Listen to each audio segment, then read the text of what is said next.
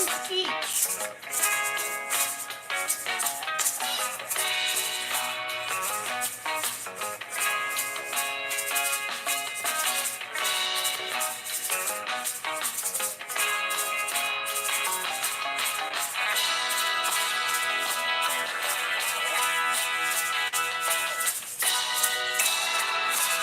Answer post. I will when the live's over, okay?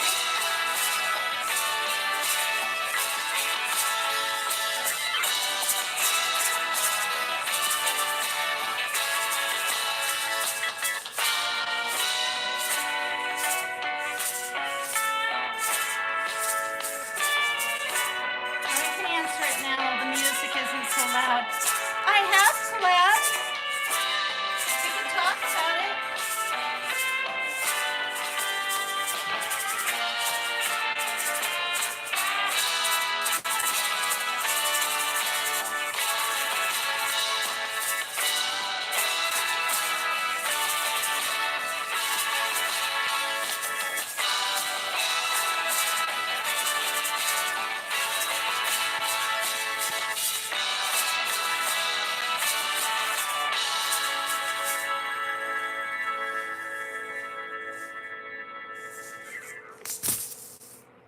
Okay.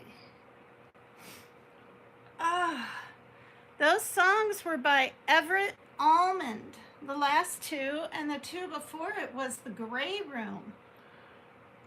I have a notification. Hi, you collab. Big B Biggs 6661. So, I mean, I could. What do you collab on? I mean, I've been up on people's panels. You know, what up, gangstas? There's I'm Martin, the real I'm Martin. Someone came in as you yesterday pretending to be you. Hi, Wanda Steves from Canada. All right, let me say hi to the other people. Hi, Freeside. Aw. Nalamda. Answer please. Nalamda. Answer pose. Sierra was dancing with me. Jason B26. Hello. Good evening. Yeah, you were in here the other night, and I think I missed your name. I think. Kiesel Play. Mamacita. Vesa. Hot. Oh. I wish I could pull it down. Aussie Mama. I mean, Aussie True Crime. I mean, yeah, Aussie True Crime. Hello. And if there was someone that came in before that, I can't pull the chat up high enough. So as you can see, I'm trying to do a live each evening. Pink Bow Birdo, let me up. Well, first of all, I can't because I'm not on StreamYard. I'm on YouTube Studio, but I'm happy to see you here. I've heard your name around. Okay, so you guys, this is insanity. Came up on my People True Crime magazine that I have in my email. And yeah, wait till I, hi Mary Jane Doe. So they really think there's some connections. I'm warning you, miss. You can't come up because I'm on YouTube Studio. And honestly, I don't really like to be kind of threatened like that. So I probably wouldn't let you up if I was on StreamYard. So not sure what is so important or whatever. You know what I mean?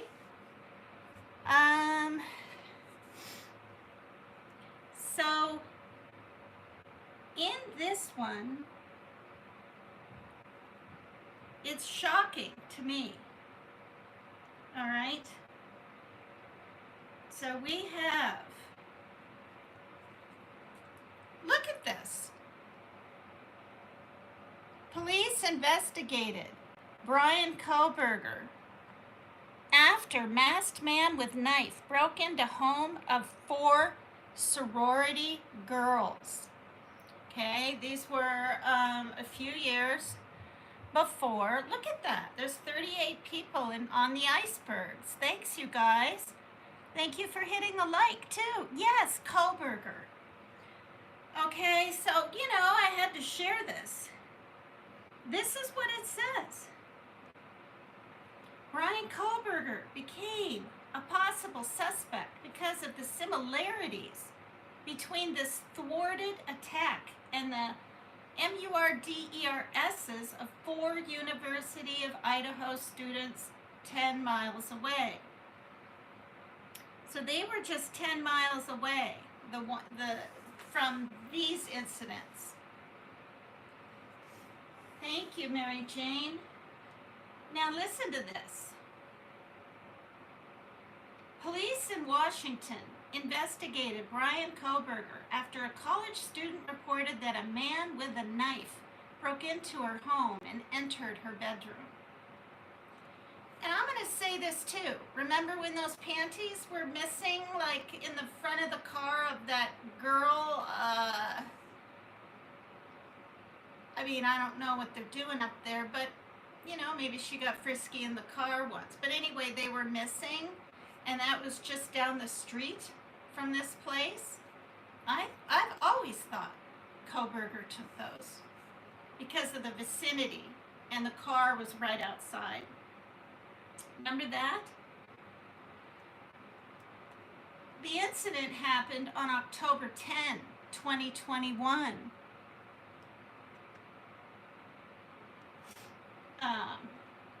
Okay, so this is October 2021, 8 months before Kohlberger moved to Washington and enrolled at Washington State University.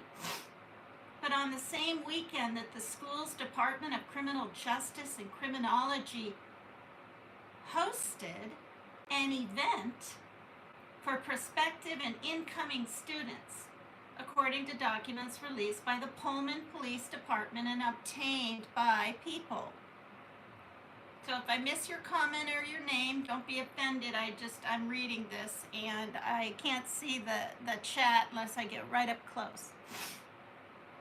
Okay, so that's interesting. So there was an event.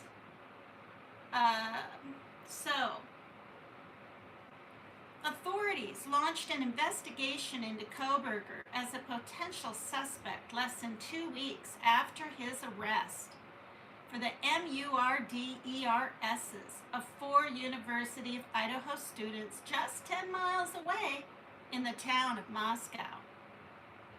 Okay? Less than 2 weeks after his arrest. I didn't know this. Did you guys know this? Answer post, please. Well, I did answer it. Collab as in I'll go up on someone's panel and they can come up on mine when I decide to do StreamYard, but really collaborating together, I don't really know. We'd have to talk about it. We can answer each other's questions. Big B, can't remember the rest now, your name, in the comments after this program. Okay, you can ask questions in there and I'll answer them. The police report in the Pullman case and probable cause affidavit in the Moscow MURDERSs detail 2 very similar suspects targeting very similar victims in a very similar setting at almost the exact same time with the same weapon. So I don't mean to bring up Jimmy again, Dolly Vision, but he's always stated and felt that he had killed before, right? That he's a serial KILLER. And I never agreed with that. I really felt like this was his first time, and it was mainly meant for Maddie, Maggie Moden, or I mean, is it Maddie? Sorry, Maddie Mogan, but Kaylee was there, and she didn't go home to her family for those few days for Thanksgiving, and she was there, and of course, as we know, the boyfriend of Xana and her boyfriend were slaughtered, okay, because they were all there. So I do think after hearing this, I do believe that he is a RAPIST, or wannabe one. So I read this before I decided to bring it up here. Okay, so that's intense. Similar suspects targeting similar victims in very similar settings at almost the exact same time with the same weapons. Now I do remember back when they were trying to find out what was going on, that they said somebody dressed in black, I think he was on a bicycle, wasn't he? On the campus though, on the grounds one evening, was trying to well, I think he was just moving around with a knife. I don't think he robbed someone's backpack or purse or whatever, but I remember something about that. What if that was him? Okay, so now it says a 20-year-old student called 911 to report that she woke up in the middle of the night to find a masked man with a knife entering her bedroom. Okay, People magazine is choosing to withhold the name of the female student because of the nature of the incident.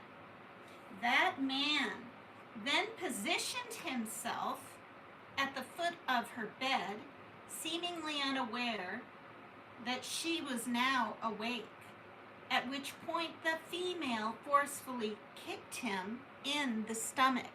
Hi, Rhonda Rodriguez, and any other names that I've missed. Thanks, everyone, for being here. That's really nice. Oh, hi. Hi, T, by Music, Movies, and Chill. It's so weird. I'm almost believing that my name is Tina. I mean, not really. You know, obviously, we all know, or a lot of us, that it's Megan, right? It has been for many, many moons.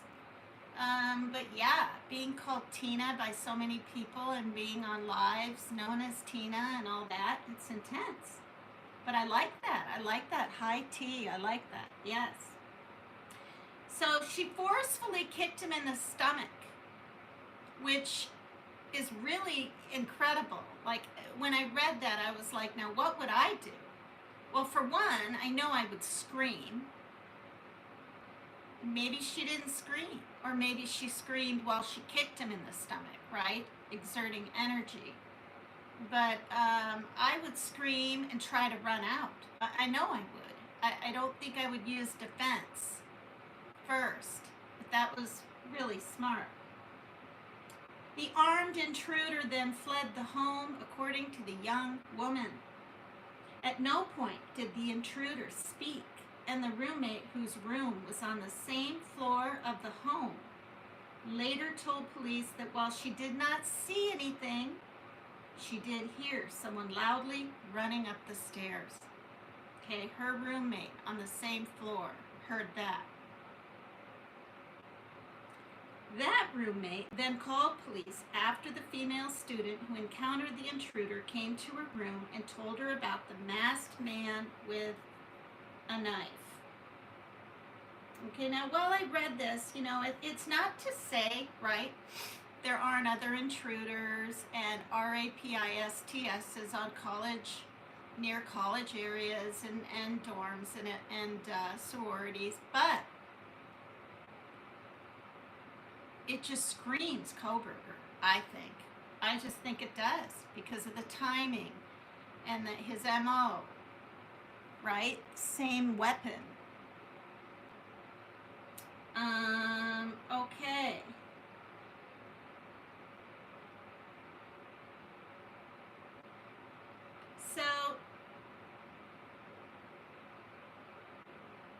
Then it says, police developed a few leads at first, but they all had alibis at the time of the attack, and within a few weeks, the case went cold. Then a possible break in the case came 14 months later, when Sergeant Christopher Engel began to investigate Kohberger as a possible suspect on January 10, 2023. Remember? I mean, this is like before. So he was literally a possible suspect.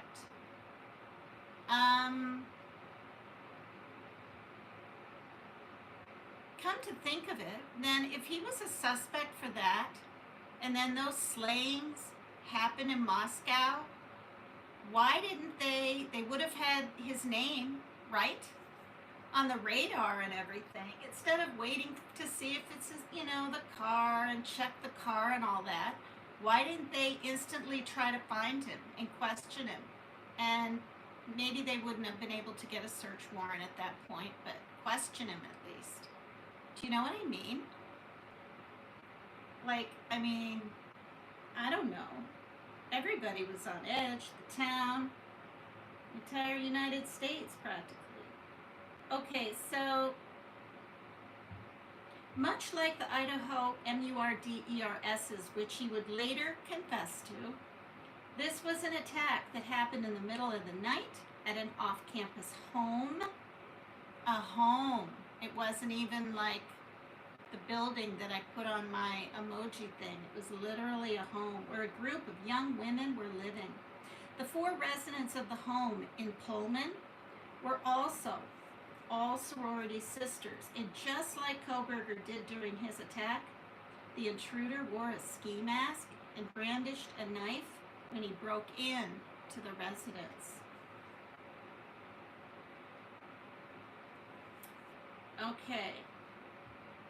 And remember, Dylan Mortensen said one of the 2 surviving roommates in the Moscow attack told police Kohberger was clad in black clothing and a mask on the night he killed her 4 friends. What's more, both Kohberger and the suspect in this case entered the residences through an unlocked back door. There's another coincidence. So how many do we have? The timing, the closeness in vicinity, right? The weapon, dressed in all black, place where women are living, and the timing as in the wee hours of the morning. That's 6. And then,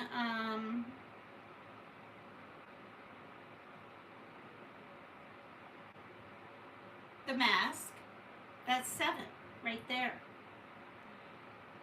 Okay, and 8, the back door, because he entered, they believe, or did he admit to it? I don't know. I didn't see all of that whole, or any of it.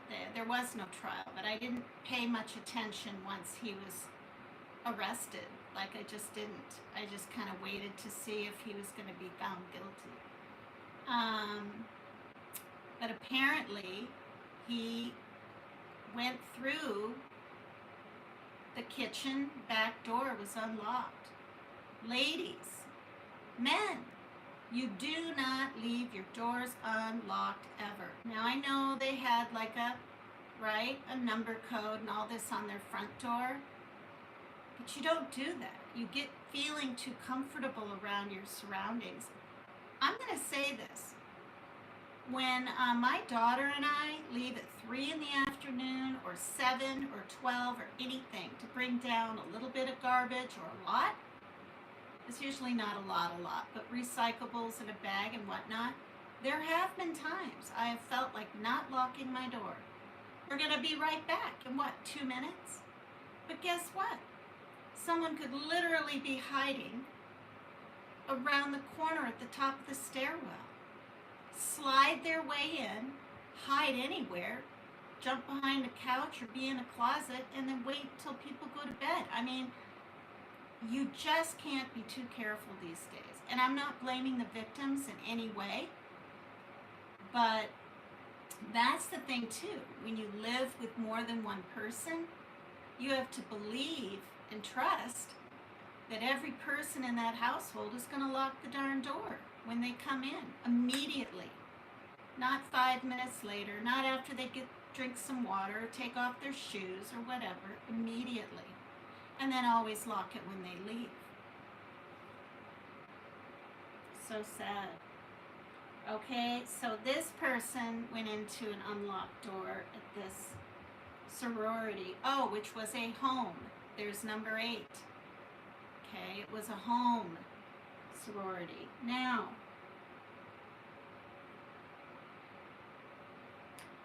the investigation at Kohberger was brief, however, and shut down 9 days later when the graduate program coordinator informed Sergeant Engel that there was no record of the future criminology student attending any campus events that weekend. Good grief. So hold on here. I skimmed this and I'm thinking about it more as I'm reading this. Officer Engel, who, you know, did the best job he could and everything, but you mean to tell me that just because of that, and maybe a couple other reasons, they didn't look into him? And it says it right here next. Police did not appear to look into the possibility of Kohberger going on a non-sanctioned visit that weekend, which would have been while he was enrolled at DeSales University in Pennsylvania. Kohberger would finish out his graduate studies at that school in May 2022, and by July was living 2,500 miles away in Pullman, preparing to begin his doctoral studies. He is currently residing in a maximum security prison run by the Idaho Department of Corrections after being sentenced to 4 life terms for the MURDERSs of Madison Mogan, 21, Kaylee Goncalves, 21, Xana Kernodle, 20, and Ethan Chapin, 20. And by the way, it's on her live. I'm not showing her live or anything, but Chronicles of Olivia? She's like this with the brother. It came up on my feed with the brother of Kaylee, who is MURDERED. Started out, of course, as a friendship, and it's much, much more.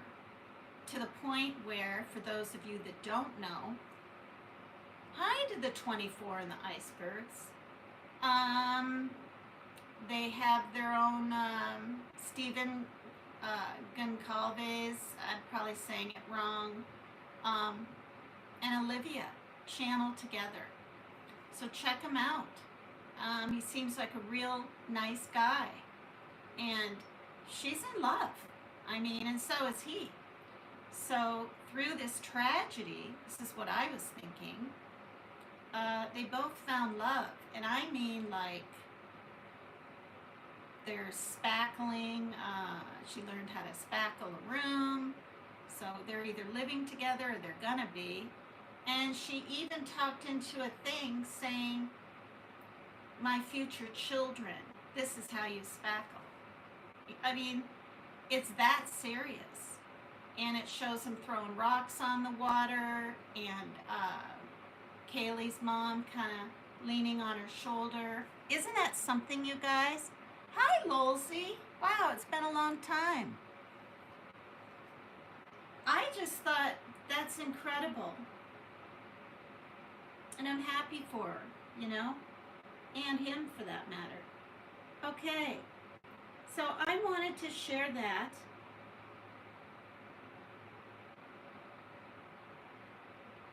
Are you serious? I didn't even know he did. How Brian Kohberger got new identity days after the MURDERSs and used that to fly under cops' radar. There's one of the IDs.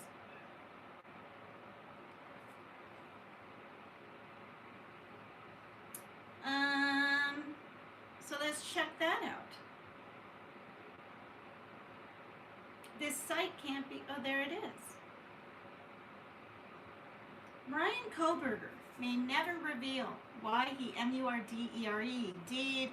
4 University of Idaho students in the early morning hours of November 13, 2022. So this was a year later.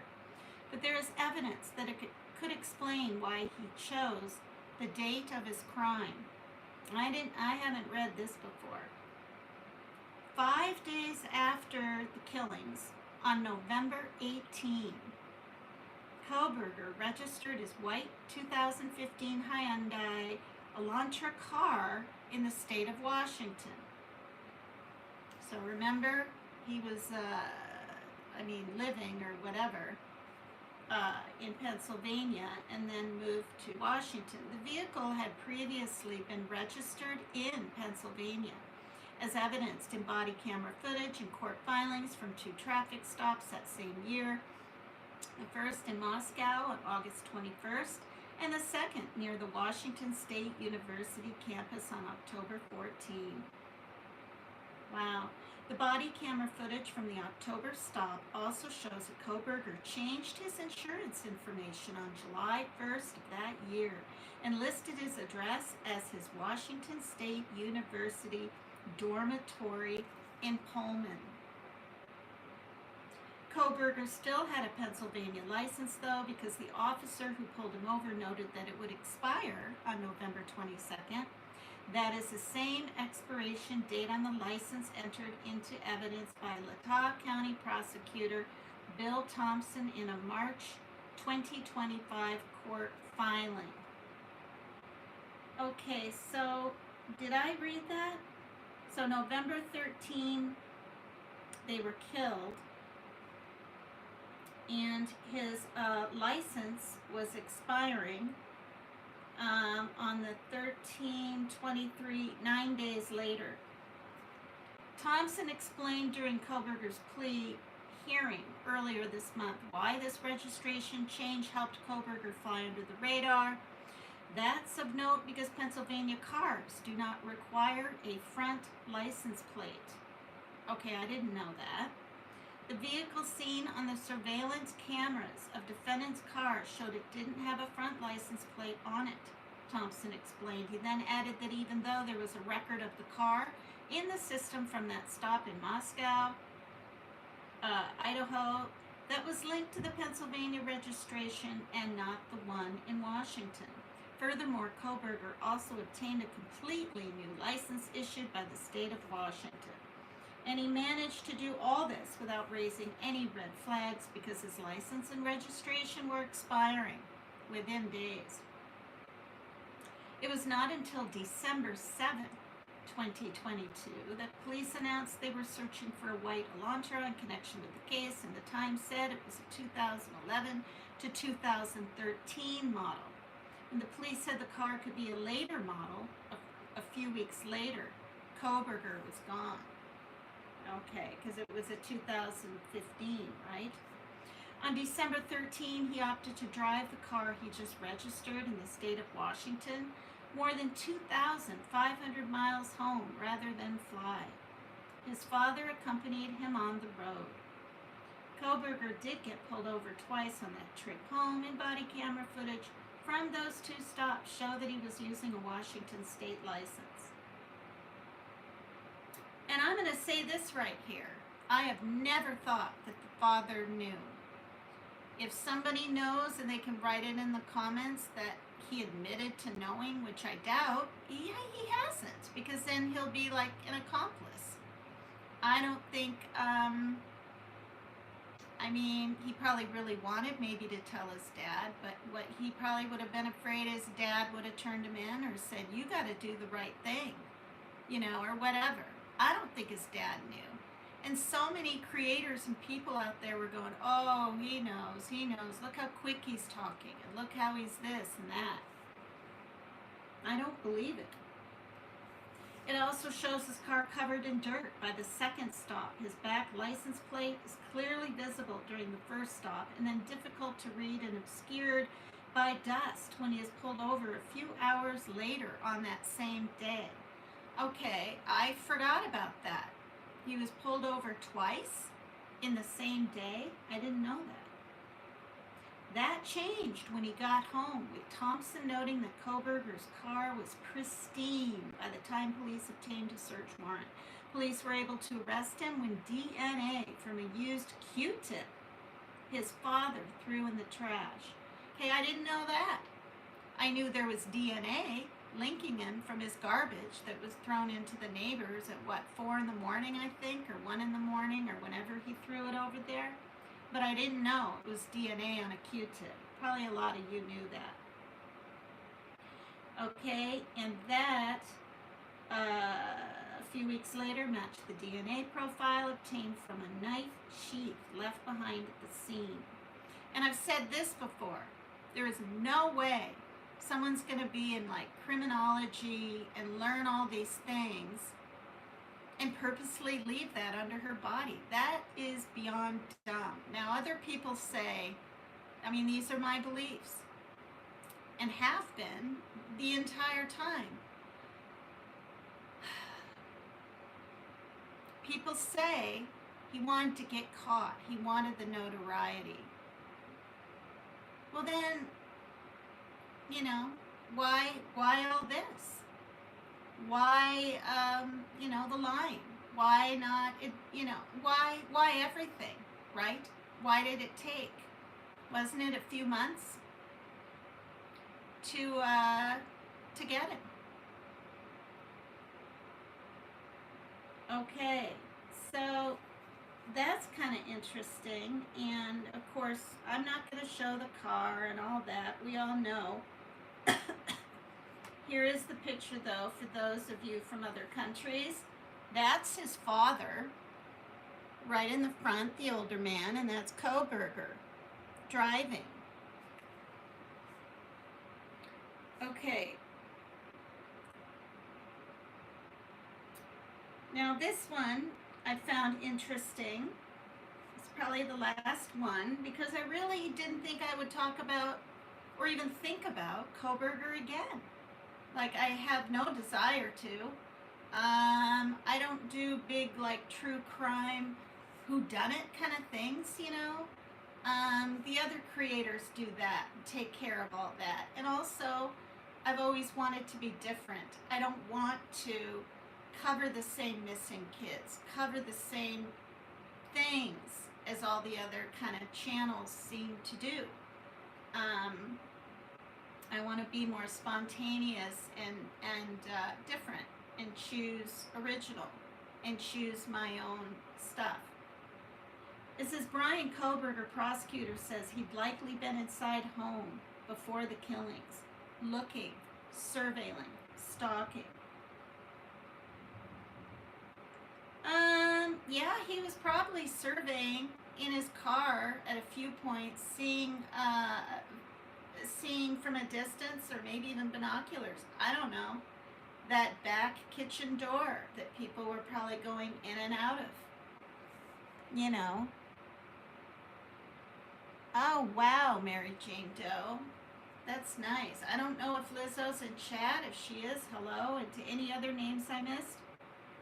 Before he killed 4 University of Idaho students, Brian Koberger had likely been inside the home where the killings took place. That's the belief of Latah County Prosecuting Attorney Bill Thompson, who shared new details about his office's investigation of Koberger while appearing on the 48 Hours podcast.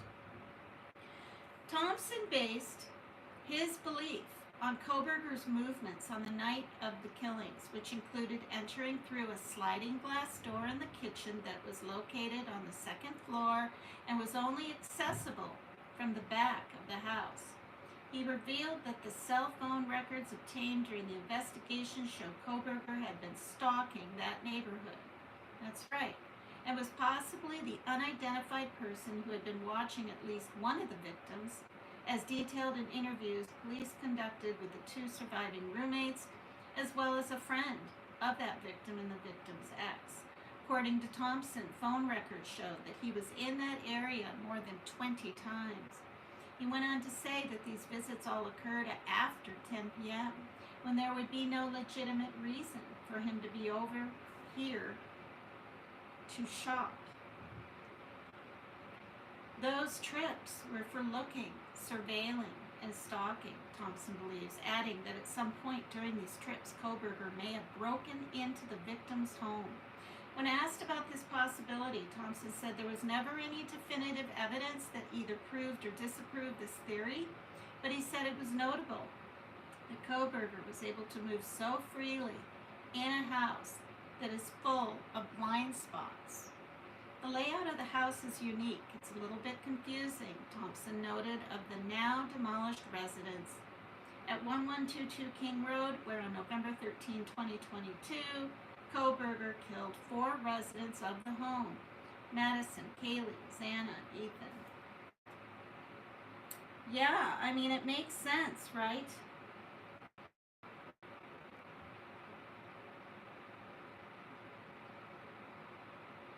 Thompson said that the big break for the investigation was the discovery of the knife sheath containing trace amounts of DNA the prosecutors were able to link to Kohberger's father.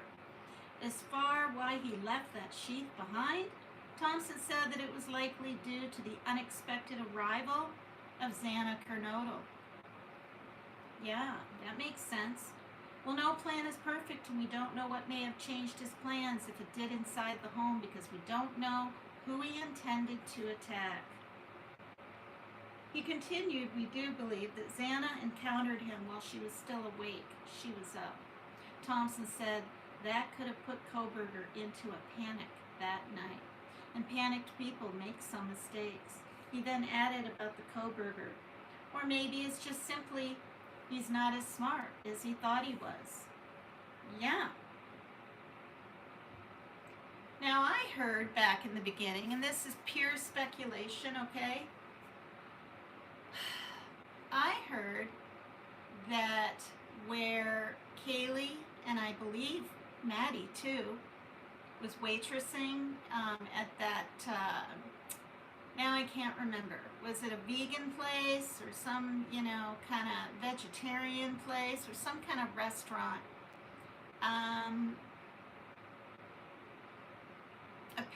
They believe somebody went in there and, I don't know, looked like him and said, remember this, you guys, and said, I don't want anything with meat and this and that. He's not a carnivorous kind of person or whatever. He also has severe OCD.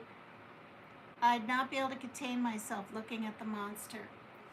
I would just freak, because honestly, like I said, that big bug, which is called a June beetle. I mean, it was big, you guys. It was that big, light brown with white stripes, and it stuck to my glove when I was trying to make it hiss, because I wanted to show my daughter that when I touched it before to move it, because I don't even kill bugs. I mean, I can, take a vacuum if there's like a ton of flies somewhere, like when baby flies are born, but I really can't even hardly do that anymore. And the bigger they are, the worse it is for me. But anyway, I screamed so loud because I thought it was like attached to me and my finger and this and that. So you can imagine, right, how I would act in a situation like that. Just like you, Lolsey, I would not be able to contain myself. So, wow, incredible. So,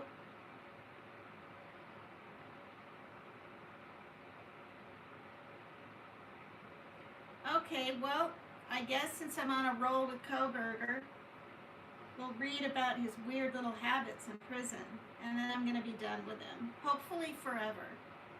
An inmate who spent time with Brian Kohberger said the convicted killer is big on cleanliness, but not a big fan of sleep.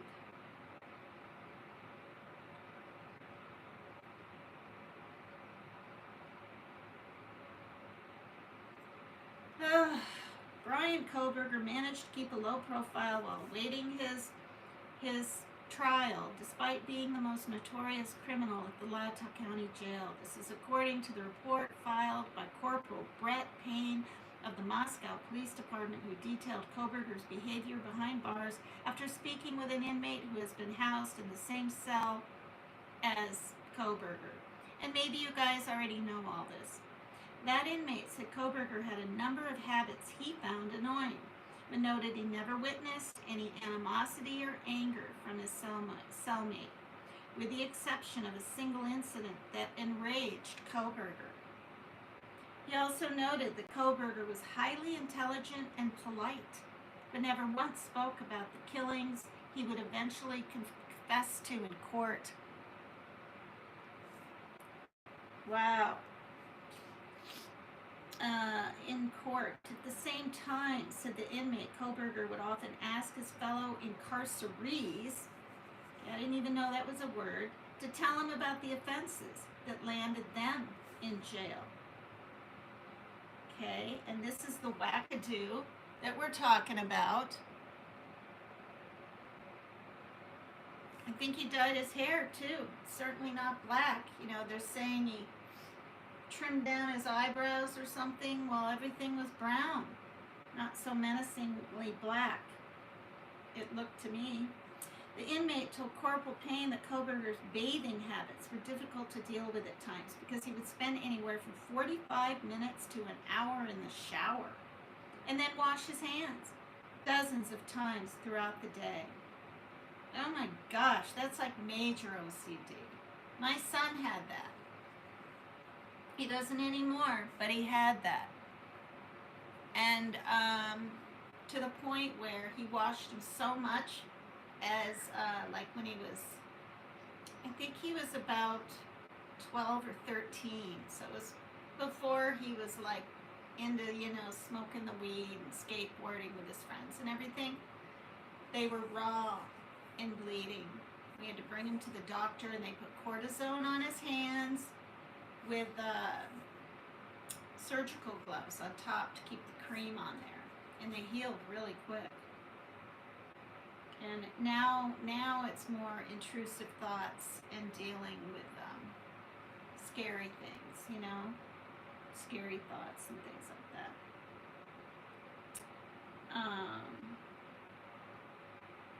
So this stuff, I keep it away from him. He doesn't watch Dateline. He doesn't look at my lives. He doesn't watch anything on the TV. I turn the channel if I'm even picking at something kind of scary on the news, because once it gets in his mind, even though he's 29, he can't just let it go.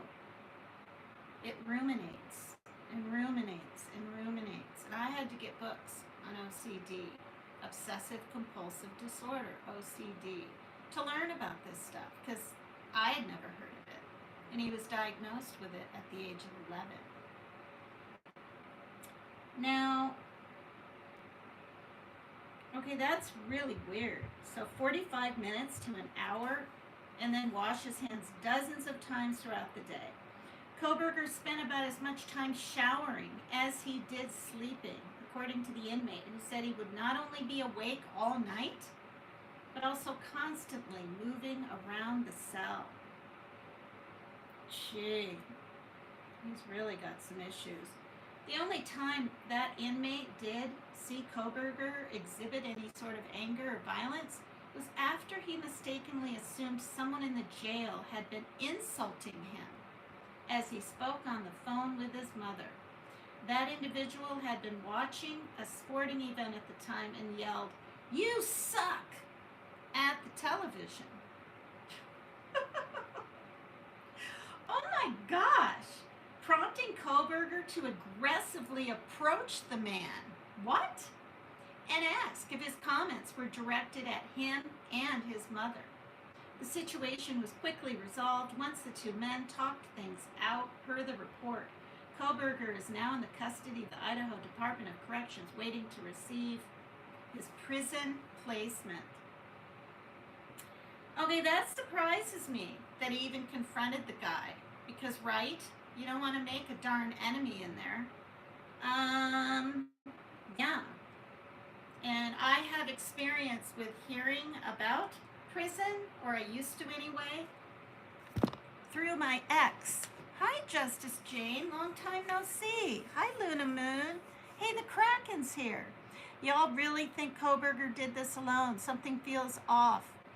Kraken, I'm glad I saw your comment, because I'm going to say this right here. Okay, if he had nothing to do with it, I apologize.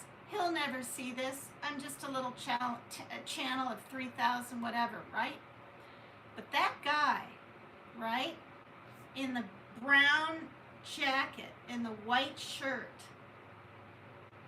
so he wouldn't lose a beat of seeing how long they were there and when they were leaving, right? Kaylee and Maddie.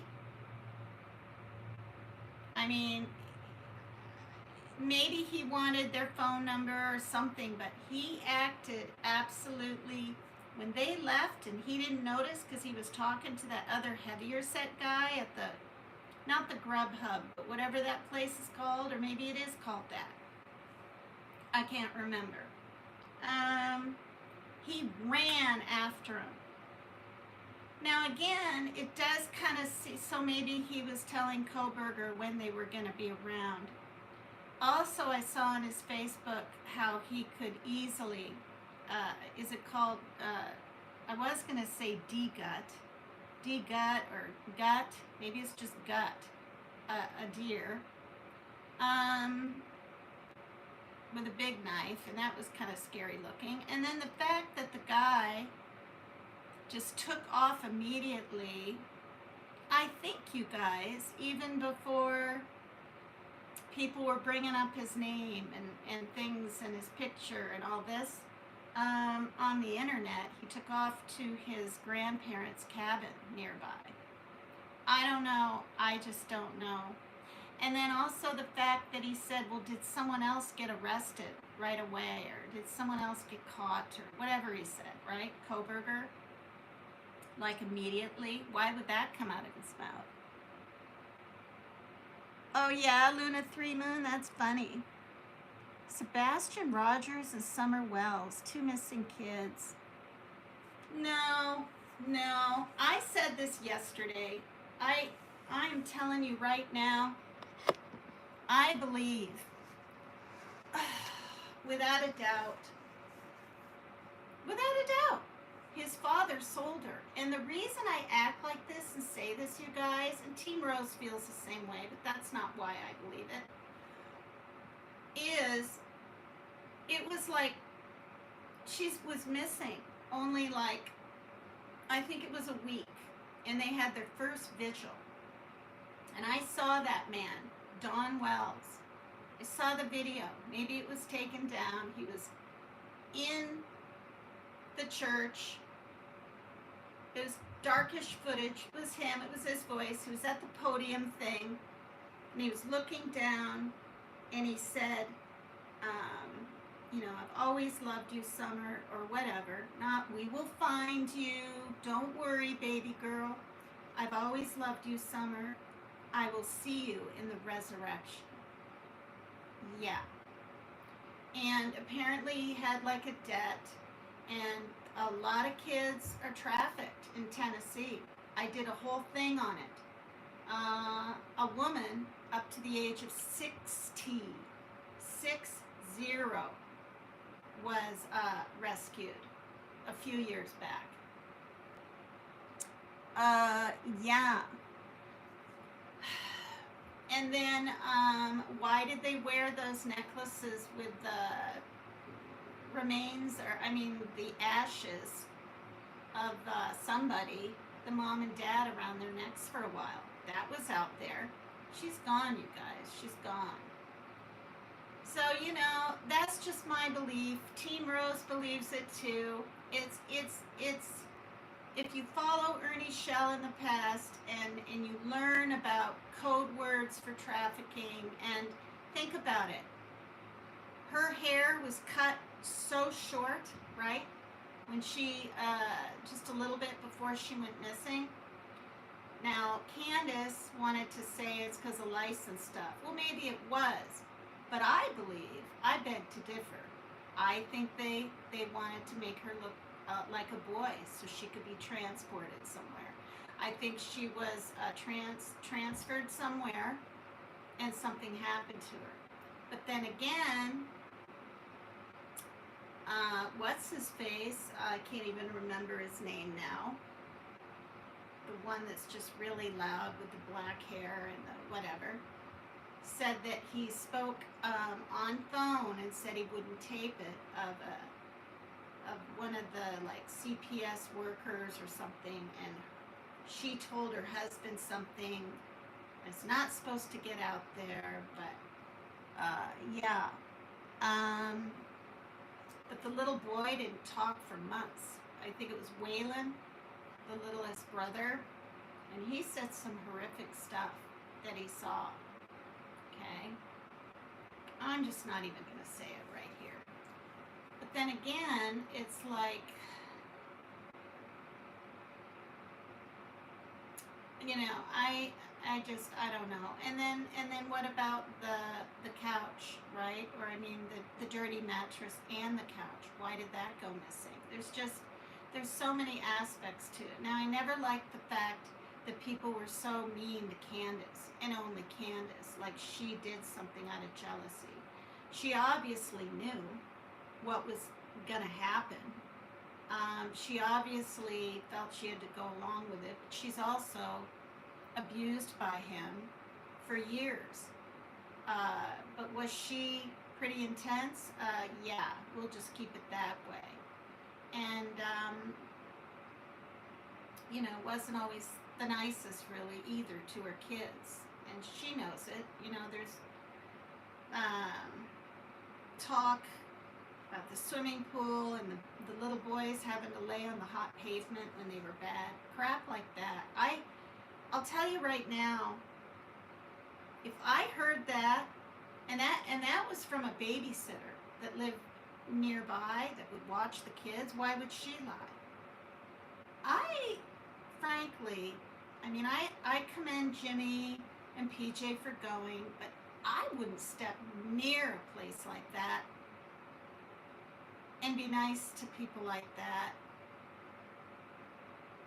If I got wind of something like that's horrific. Can you imagine? And, you know, just sort of befriending people like that, I just couldn't do it. Okay, these notifications come in. Hi to the 17 on the icebergs.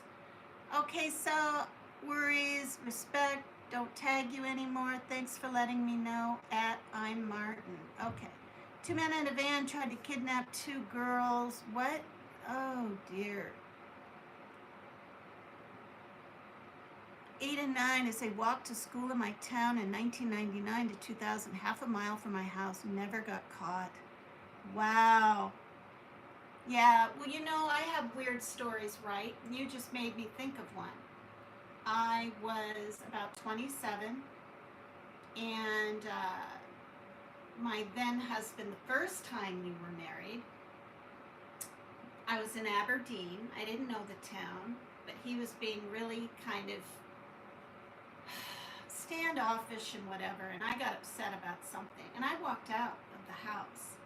And I remember I was walking down this hill, and there was like the sun was going down. It was one of those real steep hills with houses along the whole side, so you felt safe.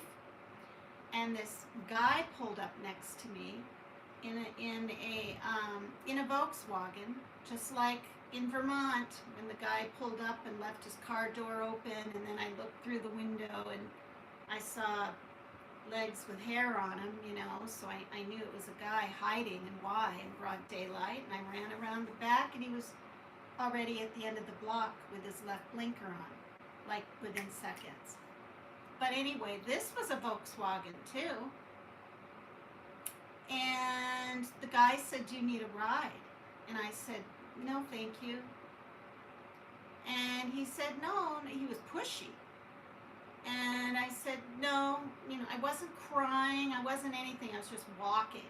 I didn't even know where I was walking, just 2 blocks down or whatever the case may be. And I remember it was so weird. he said, "Oh, come on, let me give you a ride," or something, like a third time. And I said, "No, I'm fine." And I was getting nervous. And he said, "Well, fuck you then." And he zoomed down the street. And I was like, oh my God. I mean, that's not like an almost abduction. But I think if I had gotten in the car, you know what I mean? So there were those two incidences. And then one, I was walking in Minnesota to my job to be a darn, did I have a telemarketing job, or was I having an interview at the silly Woolworths? Remember when we had Woolworths back in the 80s or whatever the heck? I was 20, because I lived in Minnesota, in St. Paul, for 1 year. And I was living with my aunt, and it was just, I just needed a change from Vermont, you know? And so I go over there, and I'm walking. And I'm like in the city. I mean, I'm in the gosh darn city. Car pulls over, asks me if I want to ride. And it was morning time. And then all of a sudden it started pouring rain. I'm getting wet and whatever. And the guy said, he looked like kind of my age, maybe a few years older. And I can't remember what kind of car, but it was small. And he said, "You want to ride?" And I knew not to get in. This was before, right? Before I turned 27 and had a whatever incident. Well, he was so nice and so sweet. "Oh, come on, it's raining. I'll get you to where you want to go." So I get in the car, and I don't know if the doors were locked, but he's going, because I didn't check. I just thought, well, I don't want to act scared and cause a commotion. And then he passed where I worked. I mean, where I was having my interview. And I didn't say anything. I was waiting to kind of maybe see a little bit where he was taking me. And he pulls up in front of this little house, this little suburbia area, which was really close. It wasn't like I was in the car 10 or 15 minutes, not even saying anything. It was quick. And because back then all the doors didn't automatically lock, right? When you push one button and stuff. And the next thing I know, he has his hand on my leg.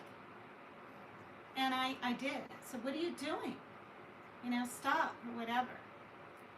And then he said, "Oh, I just want to be friends. I'm sorry." And I said, I got mad. I said, "I trusted you, you know, and this kind of deal." I don't even know if I'd be that bold now. Honestly, I'd be like, just get me out of there. Well, I wouldn't even get myself in that situation. And then he started crying. He was like sobbing. And, you know, I might have even said, "I'm sorry." I felt so sorry for him. I don't know. I can't remember, but I wouldn't be surprised if I didn't say, you know, "Sorry, I gotta go," or whatever. So that was weird. And then it happened again in St. Paul, Minnesota, another time. And it was daylight. And where was I going? I was going to my telemarketing job. I sold the newspaper, right? And this car pulls up. It was maroon. I have a good memory of the past, but the recent stuff, not so good. And it was this, it was this Native American, okay? I almost said the word Indian, but I'll probably be called a racist. And I can't see all these comments cracking. I'll have to look back at them, especially when I'm in the middle of saying something. And I'm not trying to be mean at all, but his face was really pocketed and whatever, you know, and whatever. He looked a little scary. His hair was long, and he was older, like in his 40s or something. And This was before the one where the guy put his hand on my leg. That's why I kept saying no, no, because I thought I would learn from the Native American. But because it was raining and he was so sweet about it, I trusted him. Do not hitchhike, especially these days. So anyway, I get in the car. It's my very first time, and I'm going to my job, and he drives past my job. You know, I can't say the same thing because I hadn't had the experience with the other guy yet, and I was really kind of scared. And he's going down different highways, and he wants to take me to a bar and have a drink and all this. And I said, no, I gotta get to my job. And then finally, after about 20 minutes, he drops me off at my job. I was so scared. That was my first scary, I mean, I wasn't even hitchhiking, you guys, but getting in the car with someone that I didn't know, experience. And then I had another one later on. I'll just say it here again. When I got back from Okinawa, Japan, when I was married to Joe, I was in Vermont. I partied my ass off with my sister because I had been gone almost a year. And my ex was in the Air Force. And we partied. And I knew Burlington. I went to high school there and everything. So anyway, it's late. I don't even know where my sister is. I can't remember if I stayed out past her. I think possibly she got so wasted that a friend of mine had to walk her home or something, and I think that's what happened. So anyway, I am hitchhiking because I need to get to Winooski, which is next door to Burlington, Vermont, and I'm hitchhiking. It's like 1 or 2 in the morning, and a van pulls up, and I stupidly get in, and he too drives past the turnoff into the town that I need to go to, and it's nighttime, and I'm damn scared, but I didn't want to act like I was scared, and I also, I mean, I did something right. I talked my way out of it, is what I did. I snapped out of my buzz really fast, and yeah, I said, what are you doing, or something like that, and he said, I'm gonna pull over pretty soon, and you're gonna get in the back, and I'm gonna F you. But he said, uck. He said that. I remember that clearly. He didn't say Ari, you know. And I said, no, you don't want to do that. Let's go to breakfast. I said, aren't you hungry? Let's go to breakfast. And I did. I literally, I'm not making this up. And he said, oh, you don't want to go to breakfast with me. And he was really kind of intense looking too, to say the least, and older. And I said, no, I do. I said, here, I'll give you my phone number. I was so petrified, you guys, I gave him my real phone number. I didn't want to skip a beat and have him find anything out. He had sharpened pencils and a yellow notebook paper thing laying there in front of this maroon van. And anyway, I wrote down my real number, and he brought me home. I told my mom what happened. He called. She got on the phone very forcefully and said, she does not live here. Click. And then, this is why the story's so weird. I was working at Wesson's Diner, and he was the dishwasher there. That was 4 years later. And I confronted him, you know, because other people were around, and I felt so empowered and whatever.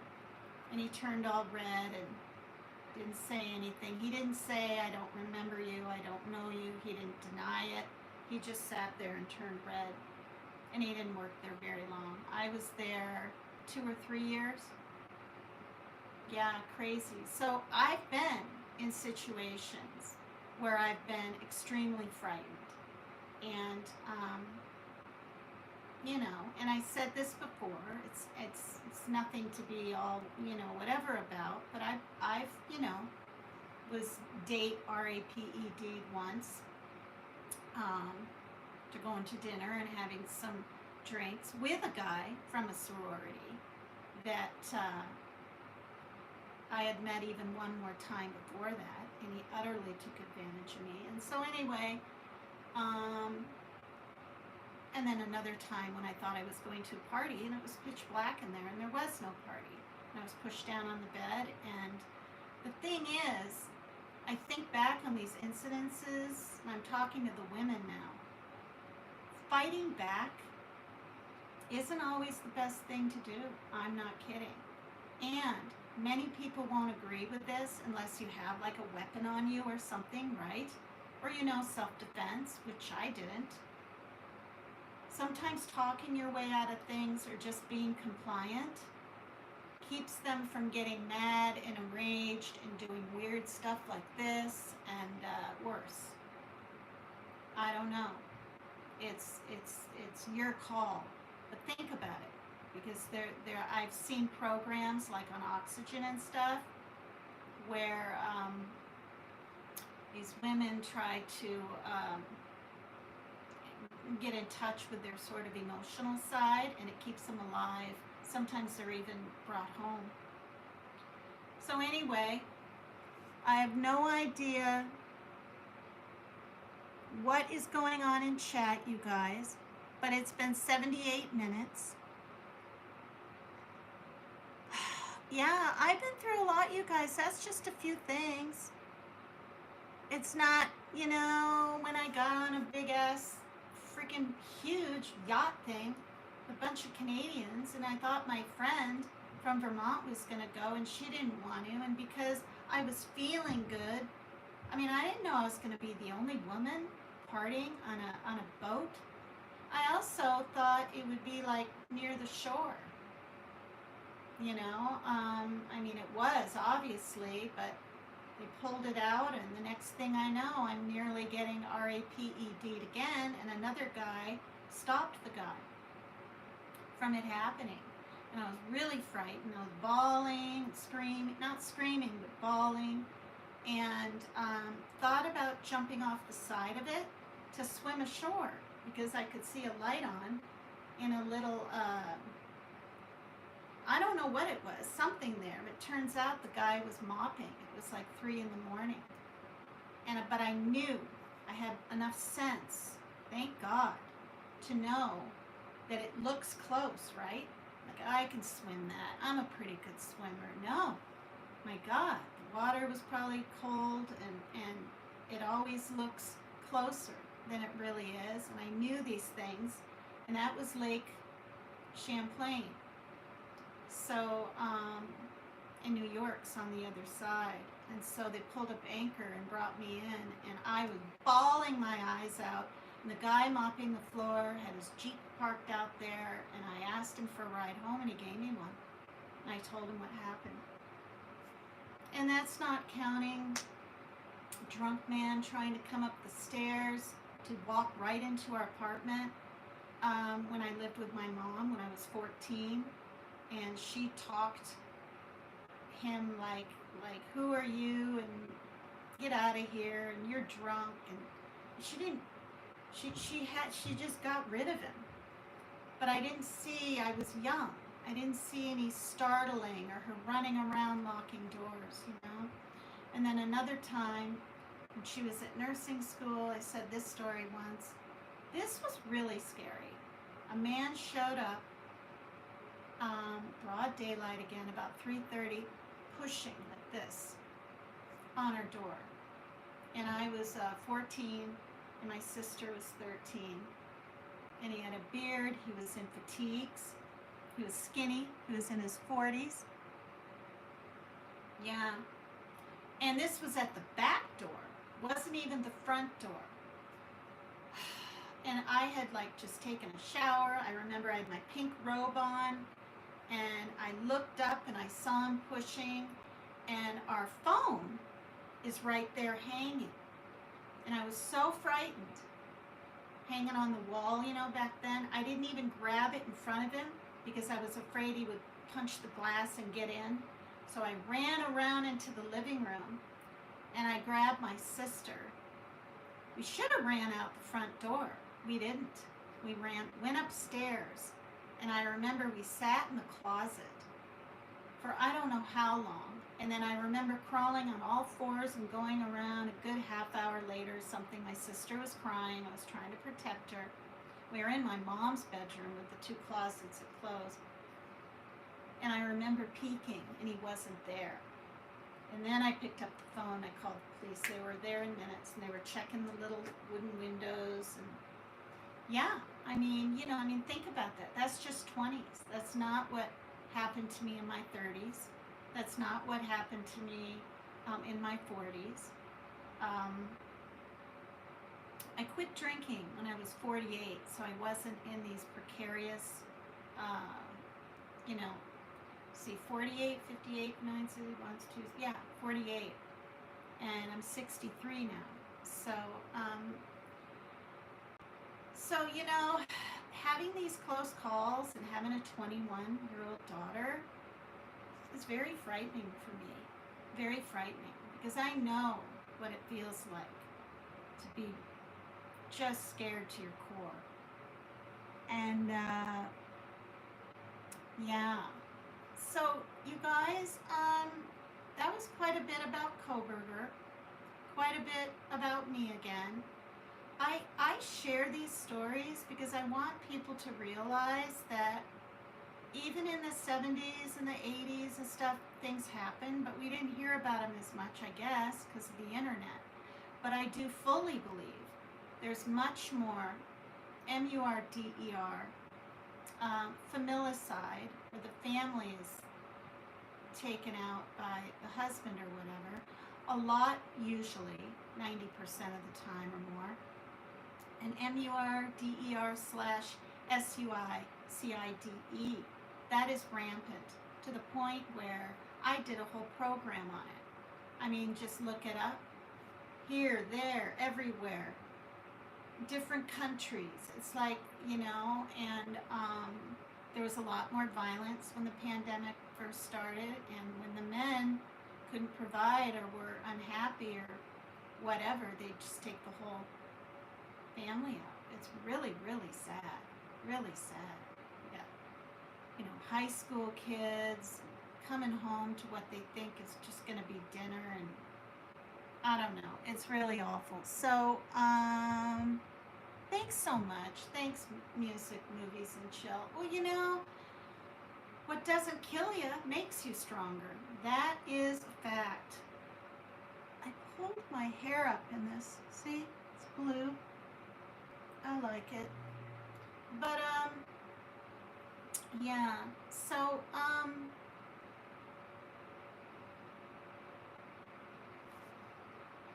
amen. Yeah, and I mean, you know, if I think of some scary ones I haven't said in the past, you know, or I mean, that I went through, I'll bring them up in the future. But it's, those must really stick out, right? Like the one where the guy pulled over and pretended to take a pee when he was in his pickup, and I knew something was up. And I jumped behind the big rock. That's right up here in Sudden Valley. And he went around super fast looking for me. And yeah, and he was looking for me. He was driving slow, looking for me. And maybe he wouldn't have hurt me. Maybe he would have just said, "Do you need a ride?" But it was dusk, and I'm up in the woods, kind of, and it's, yeah. Again, she just turned 26. Yeah, 36. 36 would be wonderful. I had my son when I was 33, and I had my daughter when I was 41. Did you know that 41, you know, to be pregnant is considered high risk? 41. Yeah. ADHD. I'm so glad you're all here. I'm not going to do my unapologetic Paper Cut Tina song because after talking about those kind of depressing memories and all this Koberger crap. And those poor people in Moscow, Idaho, and their families. Yeah, that's funny. You thought, oh, Lizzo's here? Nice. I haven't seen her name. Hi, all of you. How nice. Yeah, Lolsey, are you from New Zealand or something? I don't know. I can't remember. Aldo. Where am I from? I'm from South Dakota. I was born in Vermilion. And then I ended up going to high school in Vermont. I've done a lot of moving. My parents got divorced. Oh, Lolsey. Okay, she's the one from Ireland. Okay. You're over on Team Roses in the past. Wow, you guys. But I've got to make some dinner. It's early here. Wait, what time is it? It's 3 hours earlier here than like the Eastern and Southern time. It's 5:45, and that's it. And yeah, I'm taking my oldest cat. I had to pay a deposit. You guys have to pay a darn deposit just to make a cat appointment? Now, granted, it's the cat clinic, and I had forgotten that last time when I brought her, because I thought maybe she had diabetes and I had her blood drawn, she had an exam and she didn't, was in January. But now, instead of 55 for the exam, or 75, and then within the year it's 55, it's 95 now. Everything's going up, not just eggs, you know what I mean? And, wow, hi to the 23 on the icebergs. Yeah, so I will definitely check it out. Thanks, everybody, so much for coming to PCT is Extreme. I'm Paper Cut Tina. Yeah. So, please hit the like. Please subscribe if you're willing to. Really appreciate it. Trying to get a live done every evening. I did a big shopping thing today. Hauled 4 huge ass, they were this big, things of litter up 2 flights of the stairs, and then my daughter took them up the next 2. My son was sleeping. I didn't have the heart to wake him. I know what it feels like to just feel exhausted. He usually helps. But anyway, and then, bags of food and toiletries and paper towels and, I don't know, like cats spit up their hairballs, right? You have cats, you've got to have some kind of paper towels on hand, And with as many cats and kittens I have, so, and I got another box of meat for them. I give them meat about every 3rd day. They're really funny. They really like it. Laters, thank you, I'm Martin, for coming in, and everybody, every single one of you. I really appreciate it. Thank you. So yeah, hopefully I'll see you tomorrow, okay, you guys? I was thrilled to see Somalia and other European, or they're not European, but other countries saying, we gotta end this war. This war needs to end between Israel and Gaza. Did you know that 183,000 children, just children, not the adults, have died from everything from being bombed, starvation. You either starve or you try to go in and get food and get shot. Still, the war needs to stop. Those poor people are suffering. And yeah, it was that side, right, that came in their parachutes or their whatever, with their pew-pews, and abducted all those people. Many of them died, and there's 80 or 100 or whatever. I think there's 120 hostages still suffering. Well, if everyone else is starving, you know they are, and I just couldn't imagine. I just couldn't imagine not knowing if my child was alive or not, or suffering, or being tortured,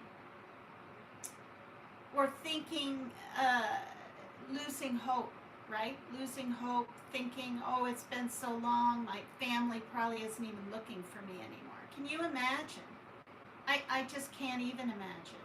And I better stop thinking about it too much because I have to keep my stress levels down. Because I did. I had a stress-induced heart attack in April, but I'm a lot better. You know, I used to get riled up when I would tell Parker the night before I'm going to the store, and then he's in bed and can't help. No, I'd rather just do it myself. And yeah, if Shaylin's okay with helping me, then get riled up and get angry. Okay? Cortisol makes fat around your belly, and it's bad for your heart too. It's bad for your whole body. Causes high blood pressure. Yeah. PCT merchandise to offer. Well, hello, sidekick. I almost did not to bring up Destiny Rose again, like when I was bringing her up. Was it 2 days ago or was it yesterday? Now I can't remember. She actually showed me a picture on Messenger, and I had a finger with a paper cut, dripping some, blood. And and this is when I was co-host. Wait, this was before my own channel. And Dolly Vision was up here with his blunt or whatever, right? His blunt in here. His little dog was here, and I was here, but not my face. It was just a finger with a paper cut dripping blood, and it was really kind of neat. And I don't think I have it anymore, but she was going to make t-shirts. So we talked about it, but it'd be kind of neat to have mugs and stuff, but I'm not monetized even. I'm ending my live right now, Parker. Mom, can we have some ice cream? Yeah. Hang on though, okay? So yeah, paper cuts and blunts. Well, it was his little dog here, and then him, with his a cap on his blunt, and yeah, and then just a finger. Yeah, and it was going to be on white t-shirts, so it'd show. Be cool to have. I have a mug that Maria G in the UK had made for me and ordered for me. You guys have seen it. It says it's red and white, or is it white on the outside, red on the inside, and it says PCT is extreme. It's really cool. In fact, I need to get that out, and my paper cut Tina one that Ghost Devil over on Tattooed Rebels channel made for me with a real colorful cat and everything. So I still have all my turtle stuff. It's in this huge bag up on the top of my closet. I have every little thing. Even when I got my very first, I don't know what it was from Dolly Vision. It might have been a lotion. I'm not quite sure. Where he had these little Dolly notes, and it said Dolly loves you or something, and they're like, I still have that. And in fact, look, you guys, while we're talking about it, I have this and this still. Isn't this something? Oh, God.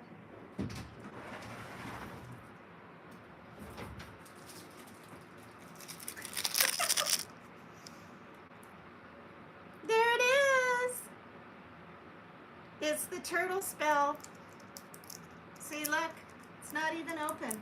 Not even open yet. I'm just saving it. I don't know why. And then look at this. I don't even think they make these anymore. This is the PCT bar. Apple mango. See? PCT bar. Oops. Apple mango. Oh, wow. It still smells good. I haven't even opened it. I don't have the money to just get things like that again. Now, I just realized that I want to show you guys something really quick before I forget.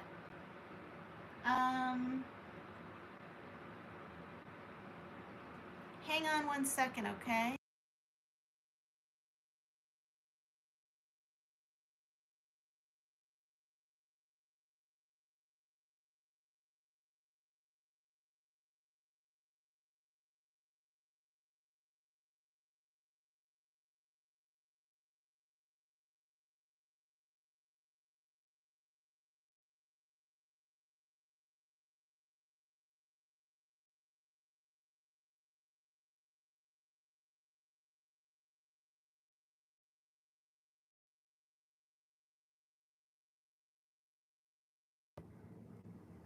Okay. Hello to the 22 on the icebergs. Okay, check this out.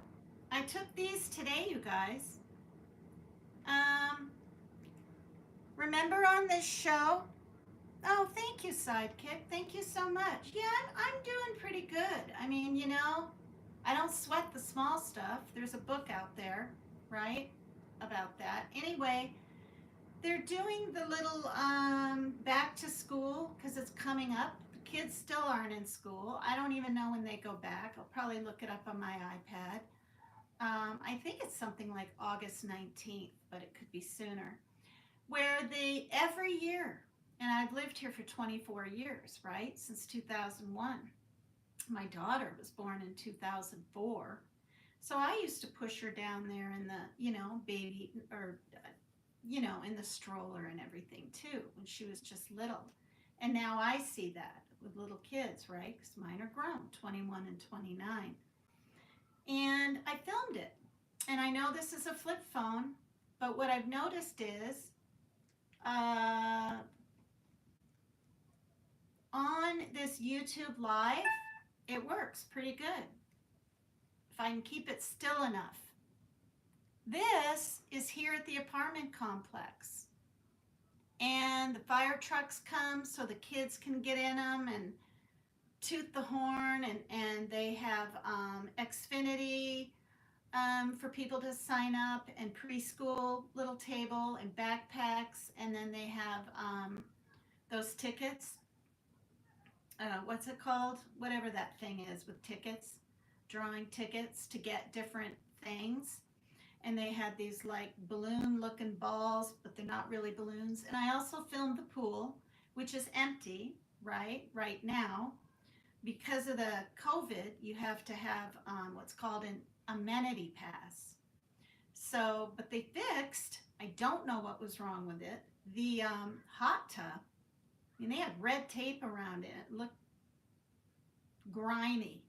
So I'm sure it's clean and they emptied it. And I think I'm going to get an amenity pass and sit in that thing and for my back and everything. I mean, I might as well. It's free. It's here, right? And I used to. It's just been since the last one I showed, where I was getting a little sun and my daughter was swimming. Um, but yeah. So anyway, I filmed that, and then after that, well, I'll explain the other one. So it's not too long. But yeah, here we go.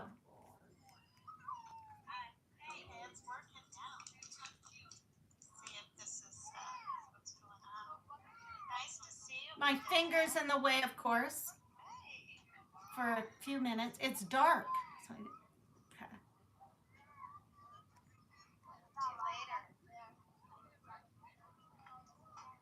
Damn it.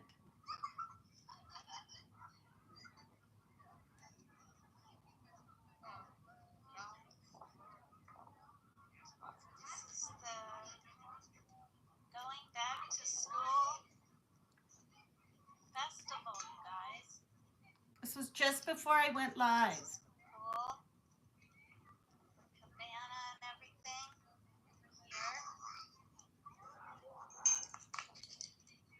This is another reason I'm still here all these years. Because it's a nice place. Yeah. So all those people here. Oh, stop tremoring. That's the hub It's working. where we get our packages. Doesn't that look luscious? Luscious. COVID, I'm gonna have to get an amenity pass. Get in there.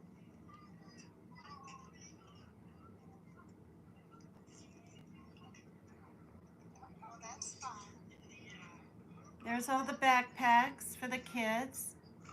That's nice. They used to have hot dogs and, an ice Slurpee Oh, nice. truck come in. Hi, Ben Ben. works there. I don't think he heard me, so I say it again. Books, people bring books. A lot of people don't have books. Hi, Ben. Diane. I've known Diane in the red there for ages. I helped her move her table over out of the sun. And they do little games. It's definitely not as much. I mean, there were all kinds of different things. That little boy's so cute. Damn it. Okay, Maria works Nice of you to here. show, Damn it. you know? I had to lean it against my nose so it won't shake. You know what? Move his arm. Shit. Through. Toss ball. Oh, he wants to walk up and drop it in. Thing. She's really nice. She's part of maintenance here. She works really hard. Aw, isn't that nice? Isn't that nice that they did this? Ambulance came, fire truck.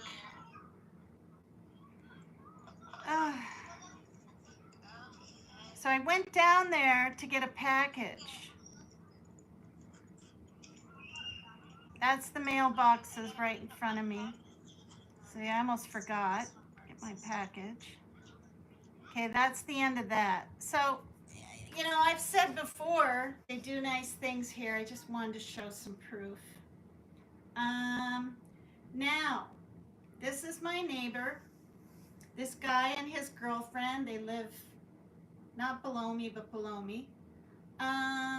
Give me a ride to the store, and I pay him, for gas and stuff. And I actually give him $15 every time just to go up the hill.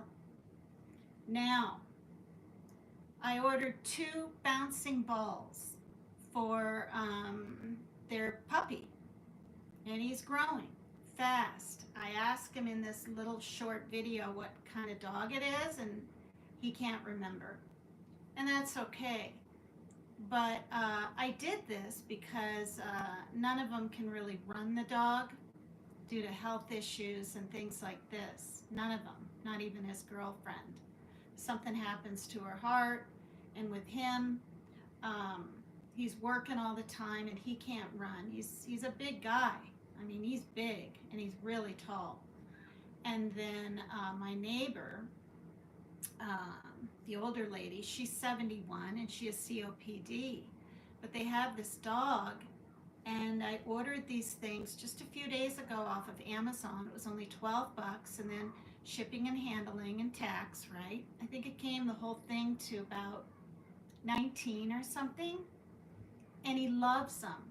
And you charge these balls with a USB thing, and it came with, and here he is. I wasn't sure he'd even like them. Oh, you guys, I'm gonna put my knee up so I can brace this thing, and then after this I am gonna go. Oh, and then I have to lean it back too. Okay, to get closer. Okay, here we go. This is their dog Jelly Bean. They've had him for about 2 months now. Alright, I'm gonna film her if she's close enough. I'm sitting. Jelly bean with your bouncing ball. Oh, okay, okay. I actually got her. She really likes it. I'm sitting outside their door screen. Jelly bean. Just a minute. I'm so You're getting glad the I ice cream. ordered it. I mean, it, I don't know. Okay, how well, you often got to guys put wanna everything else charge back and all, in. but that'll tire her out a little bit, Can you and just she get may it, not please? bark as I'm much. okay. I'm ending any minute. I'm Exactly. showing my Dogs Jelly need Bean more video. exercise, they're more Parker. tired, so I they're thought not you were doing all done. that incessant I work. thought I was I mean, too. it's a lot still, and all that, but it's not. Jelly Bean, you're so cute. What kind of dog is this again? I can't remember. See, it bounces, but just up a little. Oh my gosh. I was like, am I making a mistake? And then I was like, I just got to do it for, 12 and then the tax and the shipping and handling. It was worth it. Yeah, I think Yeah. the whole thing was 19 or 17. That's worth it. She has the cutest spot on her nose. This. I honestly, I didn't know if she might, just sort of, look at it and not be interested in the little bouncing. Oh, this is so good. Well, yeah, you guys might have to babysit her a little bit, or while she's playing with it, right? Because if it gets all, okay, well, if it starts getting all tattered, falls apart, you don't want the battery going in. Oh my. I would be sick if something happened to her because I went ahead and got this. Yeah, because But yeah, for a while. the little parts can come out and. Like it. Jelly Bean likes it.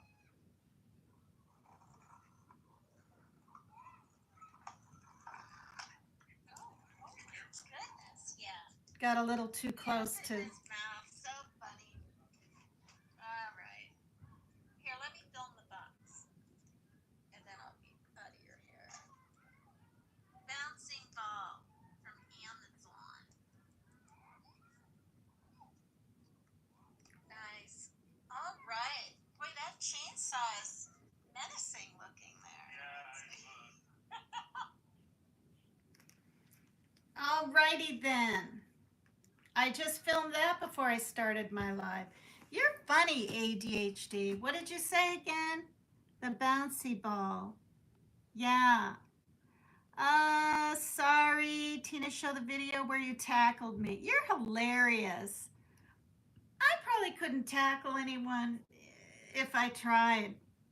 Bless all in chat. Night PCT. Thank you, Lulzy. All the way from Ireland. So cool. Thanks, everyone. Good night. Dancing Queen t-shirts. I think they're Aussies. You've come a long way since then, Tina. Keep going. Thank you. Don't say mug. Oh, yeah, mug. Yeah, I see. Yeah. Well, yeah. Well, thank you, Lizzo. I don't know if you're still in here now. My hair is looking lovely. Well, it's growing out. I mean, I can do a little ponytail. I can do 2 little ponytails, which is even fun. Or a bun. But this is definitely a bob. It's a layered bob. And there's so many bobs, you guys. There's a lot of different bobs out there. You women just look them up. Yeah, my daughter has a bob. I'll see how far back I can go.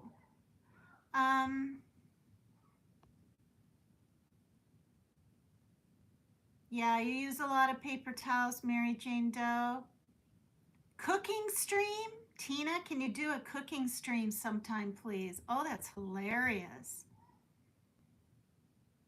With my tremors, I mean, I can do it and I'm used to dealing with it. It's mostly my hands. It's my hands. Like I could never waitress. I could never make those frothy coffee things. I mean, I could if I was just, and I mean, I carry plates and things here, but it's writing. Writing is really quite hard. I mean, I do it, but it's not all curly Q-y, and it's more slanted now, and I got to press down on the pen. And the thing is, I've had these tremors since 1989, but they weren't this darn bad. I can tell you that right now. And I don't notice them that much, but then people will ask me, "Are you okay?" and stuff like that, and. Oh wow, Christina Logan, you're in Wales. 1:44 a.m. You might not even still be in here. Wearing my poncho today on my vid, everyone seemed to like it. Ah, oh, bless you, Sleuthy. Nice. Poncho. I had a poncho back in the 90s, I think. Um, this is wonderful. How nice, you guys. Please hit the like for me. Be really cool to get 50 likes. It's been a while, tell you the truth. Yes, your hair is growing mad now, PCT. I know my hair grows. Luna Moon says there's too much evilness these days. Yeah. All the drug problems and parents neglecting and not, to their children, not paying attention. They wander off, fall in a pond or whatever. And thank God they caught that. Austin, what's his face, right? The look on his face, it was on Live Now Fox. I watched that. Not Fox News, Live Now Fox. And he looks pretty surprised, but boy, and I'm going to say this before I hang up, shut down, whatever, or I mean, end this live. You guys, we cannot be blaming in any shape, way, or form his girlfriend or ex-girlfriend. Now, supposedly she took off and cut and closed her Facebook. This is the thing. She could be scared for her own life. Just because she runs off doesn't mean she's in cahoots with him. That was her sister's husband, or boyfriend or husband, the baby, and I guess apparently an uncle. And it looks pretty apparent to me he's trying to get back at her about something. I don't know. I could be way off. That's just allegedly. We'll see what comes out in the wash. But till we have all the facts, I don't think there should be this big blame game on the internet. I see it way too much. On different creators' channels, and it's kind of upsetting to me. I can't even follow through and watch it. For one, the mother Malaya, okay, or whatever her name is in Canada, we don't know for sure if she's the one that did anything to these kids. It could have been both of them. I think the father is way too dealed and ready to explain things right away, like listen to me, like the Wells did, on their stupid internet channels. So we have platforms, but we need to be sensitive to all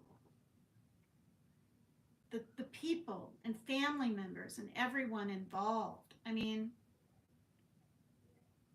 if she has nothing to do with this, and this Austin just did this to get back at her for something and all this, and maybe it has nothing to do with drugs, or maybe it does. I don't think we all know yet. Any of us really know.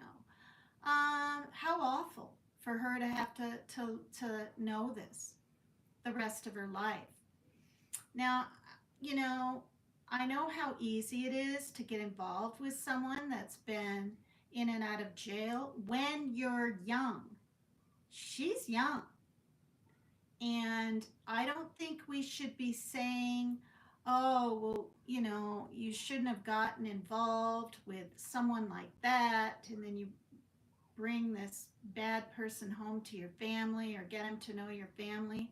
Stuff happens. Stuff happens. You do not make wise choices in your 20s. Frankly, hardly in your 30s. I don't care who you are. It's doesn't really start happening, it's my opinion, till almost your 50s when you're a woman. I mean, maybe not everyone, but so some women look for men that are needy or need help or are in jail. And those characters in jail, I'll tell you what, they're quite the swooners. They know what to say. Do you know what I mean? And I'm referring to Chuck, who ended up, robbing a stupid bank and getting 39 years. And he was a felon first for convincing me to purchase a shot GUN. Okay, I didn't pay for it, but I showed my passport because that was my ID. And he convinced me, okay, that a drug deal was going to go down in Menlo, Vermont. Now, instantly, I said no, and he didn't even tell me why I was getting in the car. See, it was all planned and a ploy to get me in the car. I said no 3 times. First of all, he's in jail in a correctional center in Burlington, and he shows up in a car. I'm not kidding. And he wasn't on work release. I, to this day, don't know how on earth any of that happened. I mean, it was just weird. And he said, get in. I said, no. He said, get in. I said, no, no, Chuck. And then, I did for whatever reason. Wanted to make him happy, or he was getting mad, or he said, we're just going to go for a ride. That I can't remember. It was the 80s. And I was 26 then. I think I was 26. And he was young. He lied and said he was a bartender at a bar. He was from Florida. Um, Incredibly good looking, chiseled features and brown hair, and wore the bandana like Axl Rose. Perfect body, 6'2". Oh, God. Anyway, but he kind of preyed upon me. He'll never see this. He's getting out in like 6 years or something. And he's kind of sickly, and he's going to be moved to New Jersey, I guess, and be living with an uncle. That was the last I heard, like good 10 years ago when I got the last letter from him. But yeah, Florida. Yeah. Well, his mom lived in Tampa, and I said, "What are the details? I know you can't tell me a lot." That's when we were talking on the phone too, before my phone went skyrocket. And he said it's in the Sunset something. No, Sun. The Sun, I don't know. I can't remember the name of it. I pulled it up on the internet and I read about it. No one was killed, thank God, but still, you don't have a weapon and terrorize people and whatever. But I had a prosecutor after me in Burlington because they wanted to get Chuck put away. And I didn't want to talk. And I didn't talk. And I didn't talk. And then the FBI showed up looking like Miami Vice. Like, I'm not kidding. Loafers and jeans. And I was sitting in a wooden rocking chair. And they said, they basically said, you didn't buy a shotgun for yourself. And I burst into tears. Because they were so nice to me. They were like on my side. See, they knew what to say. So anyway, I had to go to a trial and everything against my ex. It was hell. I was in love with him. But I had to save my own ass, you guys. I almost got 10 years for helping him get that. And apparently, it's in Lake Champlain. I've said this before on the internet, and nothing's happened. It's past the time period of stuff. No, I don't have OnlyFans. No, no, no. That stuff isn't safe, and no. But I guess thanks for the compliment. Oh, okay. So, yeah. And what happened was it got out there because I told my sister, and she called the police. I told her not to. She called the police. So that's when my life just unraveled, and that was the last time I saw him. Yeah, he was in white jeans, sneakers. He was only 19 or 20 then. Um, and yeah, and that was my first mistake too, going after or liking someone younger. But I had met him at a bar, and he was bartending there, and this and that and the other things. So we only went out for like a year, but he convinced me when he was in Virgins, Vermont, at a correctional center to, tape under my shirt and bring in some, I mean, these are stupid mistakes. See what I mean? This is why I feel for that girl. For people that think I'm just trying to throw shade or something at creators, no, no, been there. And I said, what if the alarm or whatever goes off when I walk through the thing? And he said, no, the tape will keep it from happening. And I trusted him, and I did it. I walked in with a little baggie of, I don't know what it wasn't drugs. It was POT, but still, how stupid. Like, I mean, I would have been sitting in jail. So, and I hitchhiked. I was hitchhiking, had to be there at a certain time, and a cop picked me up. A cop. So I'm in a cop car in this situation, but I stayed calm, cool, and collected, whatever. And he said, you shouldn't be hitchhiking on the highway, whatever. I'll just give you a ride there. And he gave me a ride all the way there. This is what I mean. My life could be a movie. I kid you not. Not counting all the experiences I've had riding Greyhound buses across the entire United States twice, once from Seattle to Florida, and another time from Seattle to Rhode Island. I visited my lady friend there, and yeah, and I just didn't know where I wanted to be. Did I want to go back to Burlington? I was having issues with my ex, and he was in Seattle, and we weren't even married very long, or anything. So, but yeah, so it's very intense, and he's gonna get out, and I just can't be his caretaker. I'll always care about him, but I can't. I didn't know I was gonna have to have a son, right? These it would turn into these issues of even psychosis now and then and stuff. You don't know what your life is really gonna be. So don't assume it's gonna be anything. I thought in my 60s I'd be married, either to Shaylin's father, and since Joe and I married a second time in the 90s, him. And it's not all about being married, but when you have kids, you kind of think that's how it's going to be, right? I mean, no.